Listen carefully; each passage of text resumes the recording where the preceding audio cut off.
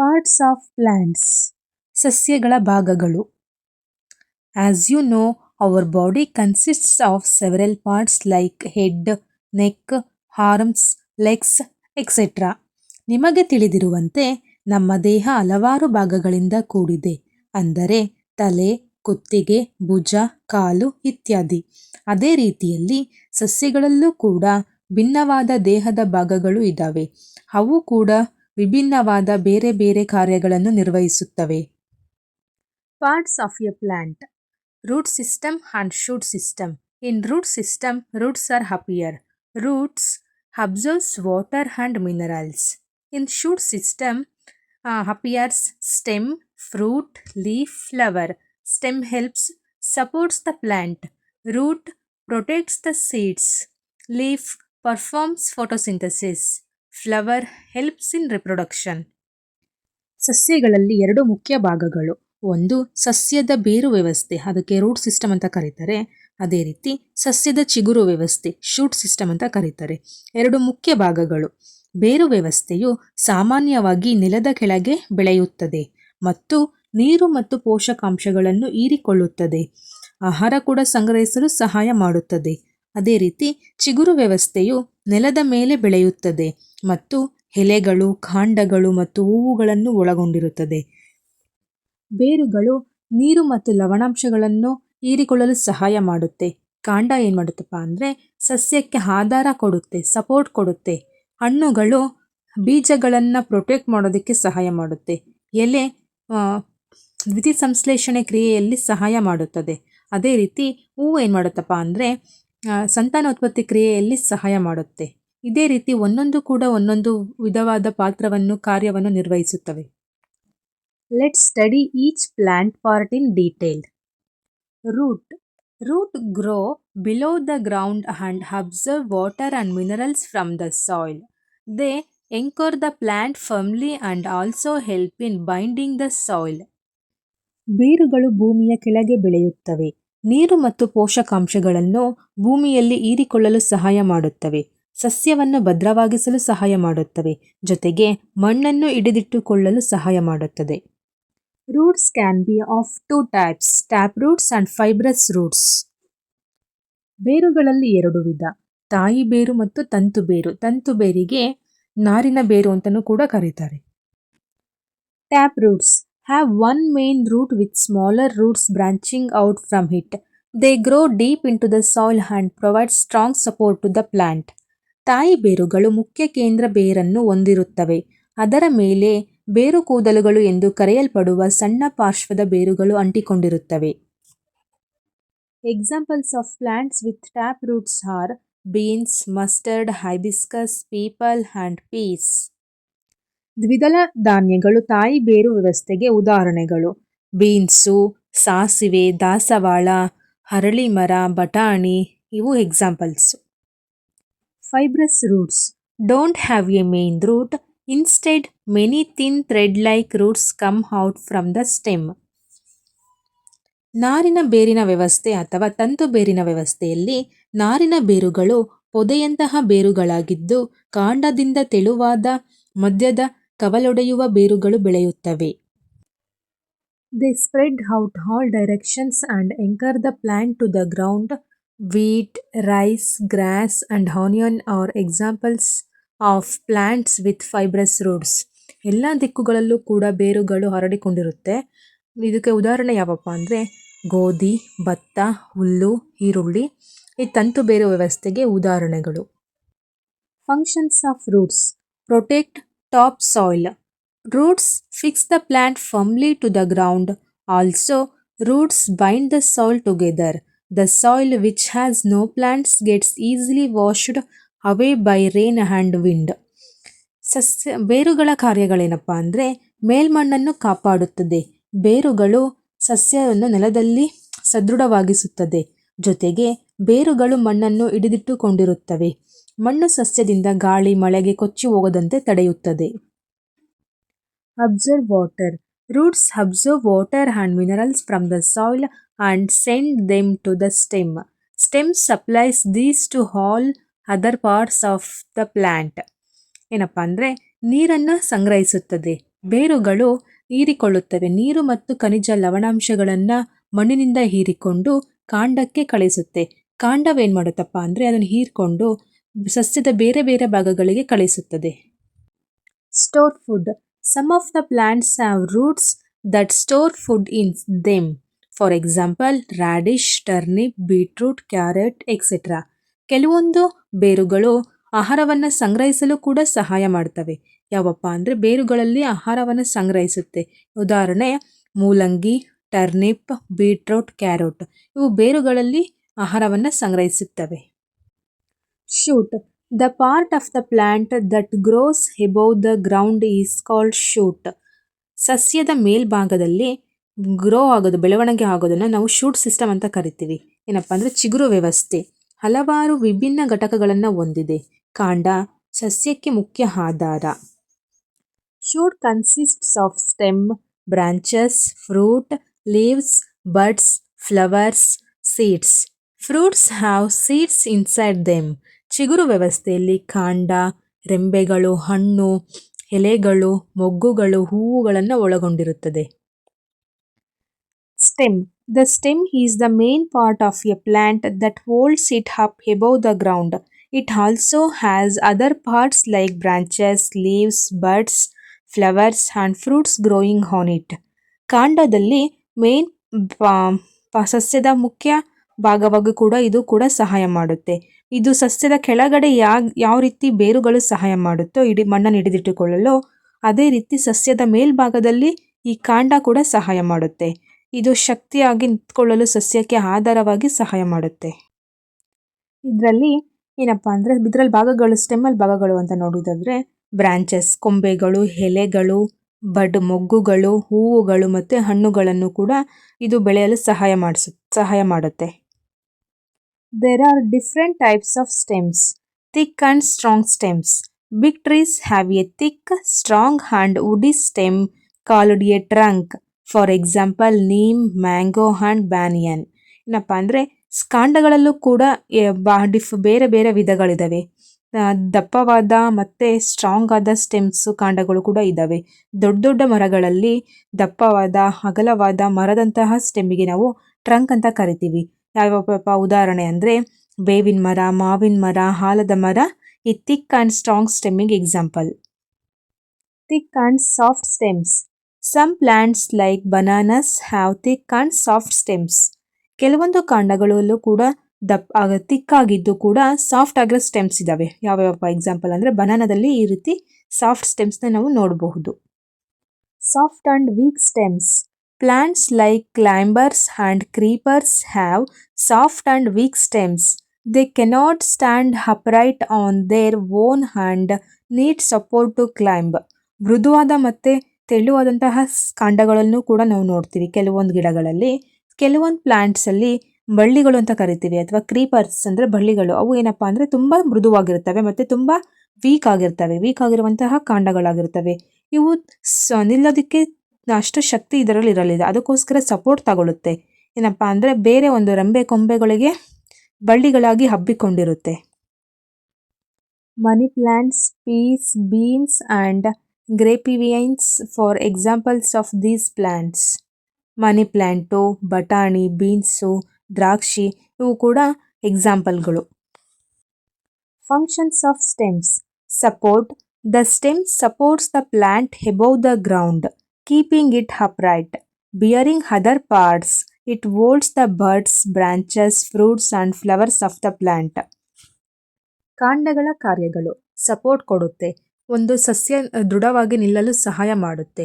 ಇದೇನು ಮಾಡುತ್ತಪ್ಪ ಅಂದರೆ ಕಾಂಡಗಳೇನು ಮಾಡುತ್ತಪ್ಪ ಅಂದರೆ ಮೊಗ್ಗುಗಳು, ರೆಂಬೆಗಳು, ಹಣ್ಣುಗಳು, ಫ್ಲವರ್ಗಳನ್ನು ಹಿಡಿದಿಟ್ಕೊಳ್ಳಲು ಸಹಾಯ ಮಾಡುತ್ತೆ.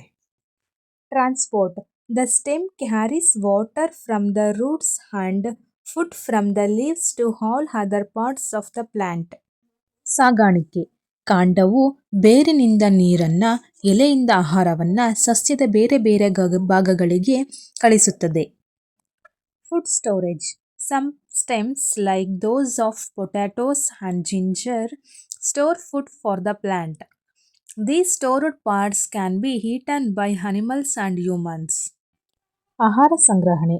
ಕೆಲವೊಂದು ಕಾಂಡ ಉದಾಹರಣೆ ಆಲೂಗೆಡ್ಡೆ, ಶುಂಠಿ ಸಸ್ಯದಲ್ಲಿ ಆಹಾರ ಸಂಗ್ರಹಿಸುತ್ತವೆ. ಸಂಗ್ರಹಿಸಿರುವ ಭಾಗವನ್ನು ಪ್ರಾಣಿಗಳು ಮತ್ತು ಮನುಷ್ಯರು ತಿನ್ನಬಹುದು. Leaf. Leaves are the soft, green and flat parts of a plant. They are like the plant's kitchen because they make food for the plant. ಎಲೆಗಳು ಮೃದುವಾದ ಹಸಿರಿನಿಂದ ಕೂಡಿದ ಸಮತಟ್ಟಾದ ಭಾಗಗಳಾಗಿರುತ್ತವೆ. ಎಲೆಗಳು ಸಸ್ಯದ ಅಡುಗೆ ಮನೆಯಾಗಿರುತ್ತೆ, ಏಕೆಂದರೆ ಸಸ್ಯಕ್ಕೆ ಬೇಕಾದ ಆಹಾರವನ್ನು ಒದಗಿಸುತ್ತದೆ. Leaves are green because they have something called chlorophyll, which helps them use sunlight to make food by a process called photosynthesis. ಎಲೆಗಳು ಹಸಿರಿನಿಂದ ಕೂಡಿರುತ್ತವೆ ಏಕೆಂದರೆ ಕ್ಲೋರೋಫಿಲ್ ಪಿಗ್ಮೆಂಟ್ ಇರುತ್ತೆ. ಈ ಪಿಗ್ಮೆಂಟ್ ಸೂರ್ಯನ ಸಹಾಯದಿಂದ ಆಹಾರ ತಯಾರಿಸಲು ಸಹಾಯ ಮಾಡುತ್ತೆ. ಈ ಕ್ರಿಯೆಗೆ ದ್ಯುತಿಸಂಶ್ಲೇಷಣೆ ಎನ್ನುತ್ತಾರೆ. Structure of a leaf. Lamina. This is the flat, green part of the leaf. It's like the leaf's main body. ಎಲೆಯ ರಚನೆ. ಲ್ಯಾಮಿನಾ. ಇದು ಸಮತಟ್ಟಾದ ಎಲೆಯ ಹಸಿರು ಭಾಗ. ಇದು ಎಲೆಯ ಮುಖ್ಯ ಭಾಗ. Veins. Leaves have a thick vein in the middle and many smaller veins branching out from it. These veins carry water and minerals all over the leaf. ನಾಳಗಳು. ಎಲೆಗಳಲ್ಲಿ ಮಧ್ಯದಿಂದ ದಟ್ಟವಾದ ನಾಳ ಇರುತ್ತೆ ಮತ್ತು ದಟ್ಟವಾದ ನಾಳದಿಂದ ಬಹಳ ಚಿಕ್ಕ ಚಿಕ್ಕ ನಾಳಗಳು ಕವಲುಗಳ ರೀತಿಯಲ್ಲಿ ಬಂದಿರುತ್ತೆ. ಈ ನಾಳಗಳು ನೀರು ಮತ್ತು ಲವಣಾಂಶಗಳನ್ನು ಎಲೆಯ ಎಲ್ಲ ಭಾಗಗಳಿಗೂ ಸರಬರಾಜು ಮಾಡುತ್ತದೆ. Stomata. On the underside of the leaf, there are tiny openings called stomata. These openings help the leaf exchange gases with the air. Stomata. ಎಲೆಯ ಕೆಳಭಾಗದಲ್ಲಿ ಚಿಕ್ಕ ರಂಧ್ರಗಳಿಗೆ ಸ್ಟೊಮ್ಯಾಟ ಎನ್ನುತ್ತಾರೆ. ಈ ರಂಧ್ರಗಳು ಎಲೆಯಲ್ಲಿ ಅನಿಲಗಳ ಬದಲಾವಣೆ ಗಾಳಿಯ ಜೊತೆಗೆ ಆಗಲು ಸಹಾಯ ಮಾಡುತ್ತೆ. Functions of leaves. Food production. Leaves make food for the plant through photosynthesis. They use sunlight, water and minerals to create food. They are like the plant's food factory. ಎಲೆಗಳ ಕಾರ್ಯಗಳು. ಆಹಾರ ತಯಾರಿಕೆ. ಎಲೆಗಳು ದ್ಯುತಿಸಂಶ್ಲೇಷಣೆ ಕ್ರಿಯೆಯ ಮೂಲಕ ಸಸ್ಯಕ್ಕೆ ಬೇಕಾದ ಆಹಾರವನ್ನು ತಯಾರಿಸುತ್ತೆ. ಸೂರ್ಯನ ಬೆಳಕು, ನೀರು ಮತ್ತು ಲವಣಾಂಶಗಳನ್ನು ಬಳಸಿಕೊಂಡು ಆಹಾರ ತಯಾರಿಸುತ್ತೆ. ಎಲೆಗಳನ್ನು ಸಸ್ಯಗಳ ಆಹಾರದ ಕಾರ್ಖಾನೆ ಎನ್ನುತ್ತಾರೆ. Oxygen production. When leaves make food, they also release oxygen into the air. Oxygen is important for all living things to breathe. ಆಮ್ಲಜನಕ ತಯಾರಿಕೆ. ಯಾವಾಗ ಎಲೆಗಳಲ್ಲಿ ಆಹಾರ ತಯಾರಿಕೆ ಆದ ನಂತರ ಆಮ್ಲಜನಕವನ್ನು ಬಿಡುಗಡೆ ಆಗುತ್ತೆ. ಆಮ್ಲಜನಕ ಎಲ್ಲ ಜೀವಿಗಳಿಗೂ ಉಸಿರಾಡಲು ಮುಖ್ಯವಾಗಿ ಬೇಕು. Food storage. Some leaves can store extra food for the plant. For example, cabbage leaves store food. ಆಹಾರ ಸಂಗ್ರಹಣೆ. ಕೆಲವೊಂದು ಎಲೆಗಳಲ್ಲಿ ಜಾಸ್ತಿ ಆಹಾರವನ್ನು ಸಸ್ಯಕ್ಕೆ ಸಂಗ್ರಹಿಸಿಕೊಡುತ್ತೆ. ಉದಾಹರಣೆ, ಎಲೆಕೋಸಿನ ಎಲೆಗಳು ಆಹಾರವನ್ನು ಸಂಗ್ರಹಿಸಿರುತ್ತೆ. Flower, fruit and seed. Flowers, fruits and seeds are important parts of a plant's life cycle. Let's learn about them. ಹೂವು, ಹಣ್ಣು ಮತ್ತು ಬೀಜ. ಹೂವುಗಳು, ಹಣ್ಣುಗಳು ಮತ್ತು ಬೀಜಗಳು ಸಸ್ಯಗಳ ಜೀವನ ಚಕ್ರದಲ್ಲಿ ಮುಖ್ಯವಾಗಿರುತ್ತವೆ. Flowers. Flowers are colorful and smell nice.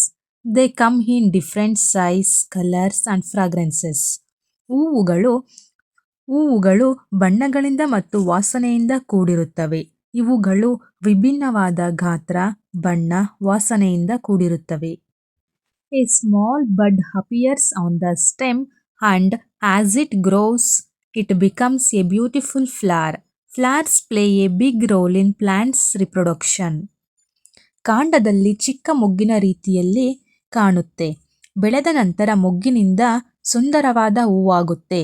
ಸಸ್ಯಗಳಲ್ಲಿ ಸಂತಾನೋತ್ಪತ್ತಿ ಕ್ರಿಯೆಯಲ್ಲಿ ಹೂವುಗಳು ದೊಡ್ಡದಾದ ಪಾತ್ರ ವಹಿಸುತ್ತವೆ. Fruits. After a flower blooms, it turns into a fruit. ಹಣ್ಣುಗಳು ಹೂವಿನ ನಂತರ ಹಣ್ಣಾಗಿ ಬದಲಾಗುತ್ತೆ.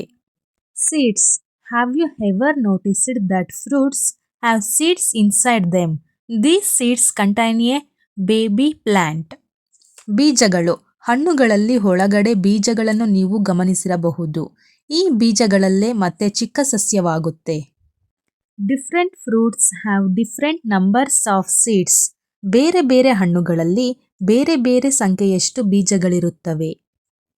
The body plant inside the seed starts sprouting and growing roots, stems and leaves.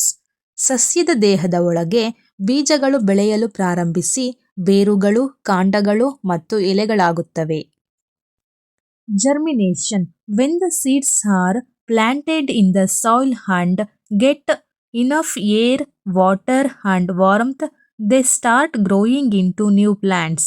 This process is called germination. ಮೊಳಕೆಯೊಡೆಯುವುದು. ಯಾವಾಗ ಮಣ್ಣಿನಲ್ಲಿ ಬೀಜವನ್ನು ಹಾಕಿದಾಗ ಸಾಕಷ್ಟು ಗಾಳಿ, ನೀರು ಬಳಸಿಕೊಂಡು ಹೊಸ ಸಸ್ಯವಾಗಿ ಬೆಳೆಯಲು ಪ್ರಾರಂಭಿಸುತ್ತೆ. ಈ ಕ್ರಿಯೆಯನ್ನು ಮೊಳಕೆಯೊಡೆಯುವುದು ಎನ್ನುತ್ತಾರೆ. Some fruits like mango, lychee and cherries have only one seed, but fruits like oranges, lemons, papaya and watermelon have many seeds. ಕೆಲವೊಂದು ಹಣ್ಣುಗಳಲ್ಲಿ ಅಂದರೆ ಮಾವು, ಲಿಚ್ಚಿ, ಚೆರ್ರಿಗಳಲ್ಲಿ ಒಂದೇ ಒಂದು ಬೀಜವಿರುತ್ತೆ. ಆದರೆ ಕಿತ್ತಲೆ, ನಿಂಬೆಹಣ್ಣುಗಳು, ಪಪ್ಪಾಯ, ಕಲ್ಲಂಗಡಿ ಇಂತಹ ಹಣ್ಣುಗಳಲ್ಲಿ ಬಹಳ ಬೀಜಗಳನ್ನು ನೋಡಬಹುದು. Uses of flowers. Fruits and vegetables. Some flowers like cauliflower, broccoli and bananas can be made into delicious food items and eaten. ಹೂವುಗಳ ಉಪಯೋಗ. ಹಣ್ಣುಗಳು ಮತ್ತು ತರಕಾರಿಗಳು. ಕೆಲವೊಂದು ಹೂವುಗಳು ಅಂದರೆ ಹೂಕೋಸು, ಬ್ರಾಂಕೋಲಿ, ಬಾಳೆಹಣ್ಣು ಇಂಥವುಗಳನ್ನು ತಿನ್ನಬಹುದು. Fragrance. Flowers like roses, jasmine and lavender have a lovely fragrance. They are used to make perfumes. ಸುವಾಸನೆ. ಹೂವುಗಳು ಅಂದರೆ ಗುಲಾಬಿ, ಮಲ್ಲಿಗೆ, ಲ್ಯಾವೆಂಡರ್ ತುಂಬ ಸುವಾಸನೆ ಇರುತ್ತೆ. ಇವುಗಳನ್ನು ಸುಗಂಧ ದ್ರವ್ಯ ಮಾಡಲು ಬಳಸುತ್ತಾರೆ. Spices. Certain flowers are dried and used as spices. For example, cloves are dried flower buds and saffron means kesar comes from dried flowers of the crocus plant. ಮಸಾಲೆಗಳು. ಕೆಲವೊಂದು ಹೂಗಳು ಒಣಗಿದ ನಂತರ ಮಸಾಲೆಯಾಗಿ ಬಳಸುತ್ತಾರೆ. ಉದಾಹರಣೆ ಅಂದರೆ ಲವಂಗ, ಒಣಗಿರುವ ಹೂವಿನ ಮೊಗ್ಗು, ಕೇಸರಿ ಒಣಗಿದ ಹೂವು ಇವುಗಳನ್ನು ಮಸಾಲೆಯಾಗಿ ಬಳಸುತ್ತಾರೆ. Decoration. Flowers are used for decorations during festivals, functions and weddings. ಅಲಂಕಾರಕ್ಕಾಗಿ ಹೂಗಳನ್ನು ಬಳಸುತ್ತಾರೆ. ಹೂವುಗಳನ್ನು ಹಬ್ಬಗಳಲ್ಲಿ, ಕಾರ್ಯಗಳಲ್ಲಿ ಮತ್ತು ಮದುವೆಗಳಲ್ಲಿ ಅಲಂಕಾರಕ್ಕಾಗಿ ಬಳಸುತ್ತಾರೆ. ಹನಿ. Bees collect nectar from flowers to make honey, which is delicious and sweet. ಜೇನುತುಪ್ಪ. ಹೂವುಗಳಿಂದ ಜೇನುಗಳು ಜೇನುತುಪ್ಪ ತಯಾರಿಸುತ್ತವೆ. ಈ ತುಪ್ಪವನ್ನು ಸಿಹಿ ತಯಾರಿಸಲು ಬಳಸುತ್ತಾರೆ. Dyes and colors. Some flowers such as palash, rose and orchids give different colors. These colors are used to dye cloths and other items. Dyes ಮತ್ತು ಬಣ್ಣಗಳು.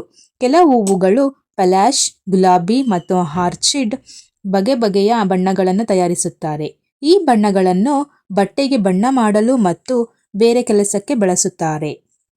They make garlands, rangolis and add beauty to any occasion. Roses, marigolds and gerberas are popular flowers for decorations. ಹೂವುಗಳನ್ನು ತೋರಣಕ್ಕೆ, ರಂಗೋಲಿಗಳಲ್ಲಿ, ಆಚರಣೆಯ ಸುಂದರಕ್ಕಾಗಿ ಬಳಸುತ್ತಾರೆ. ಗುಲಾಬಿ, ಚೆಂಡು ಹೂವಿನ ಅಲಂಕಾರಕ್ಕಾಗಿ ಬಳಸುತ್ತಾರೆ. Summary.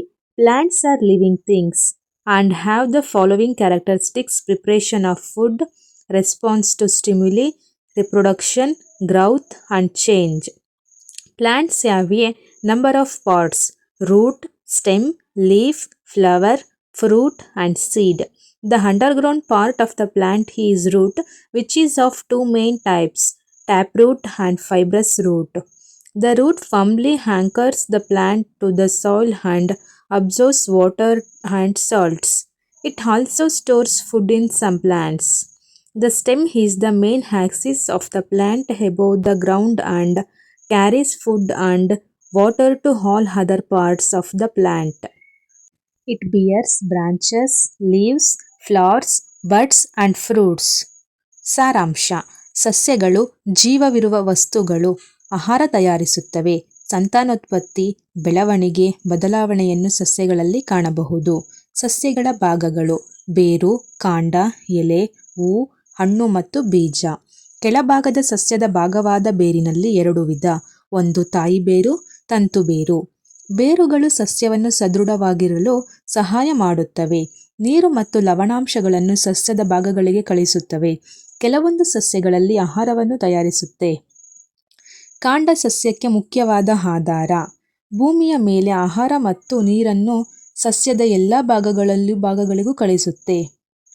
ಈ ಕಾಂಡದಲ್ಲಿ ರೆಂಬೆಗಳು, ಎಲೆಗಳು, ಹೂವುಗಳು, ಮೊಗ್ಗುಗಳು, ಹಣ್ಣುಗಳು ಇರುತ್ತೆ.